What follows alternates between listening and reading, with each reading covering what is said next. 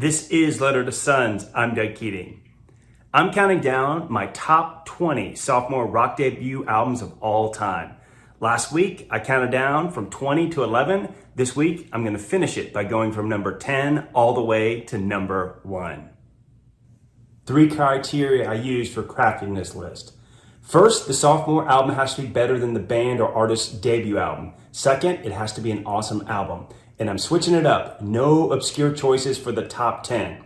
So for example, U2 October, not on the list. Horrible album, not nearly as good as their debut. And The Clash, Give Enough Rope, great album, but probably a little too obscure.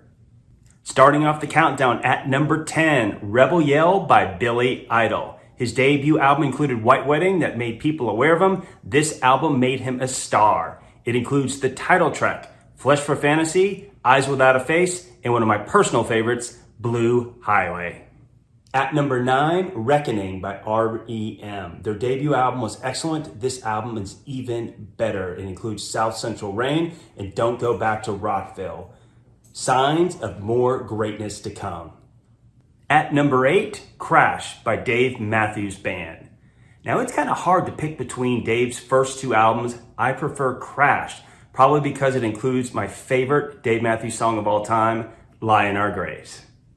7 on the list is Dookie by Green Day. It includes several hit songs, made them rock stars, and it just is full of rocking songs. If you like post-punk, listen to this one. At number 6, Reach the Beach by the Fixx, a band that I think deserves more attention. This album included the hits Saved by Zero and One Thing Leads to Another. There's also several other really strong songs. Listened to this a ton back in the 80s. At number 5, Songs from the Big Chair by Tears for Fears. It includes the mega hit Shout as well as Everybody Wants to Rule the World. I saw them on tour for this album and they put on quite a show. Their most recent release is actually pretty good, and I hear they're touring again, and everybody is giving them rave reviews.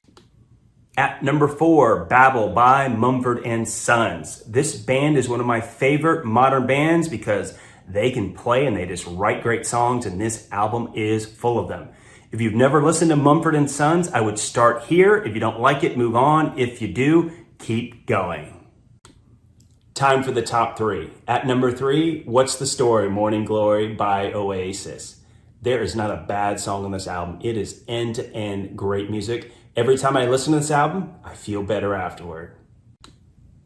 At number 2, Nevermind by Nirvana.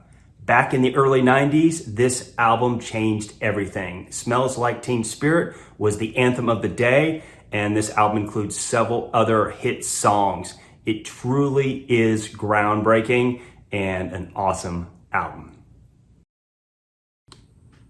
Coming in at number 1, the best sophomore rock album of all time, Led Zeppelin II. Zepp 1 was awesome. This album is awesomer.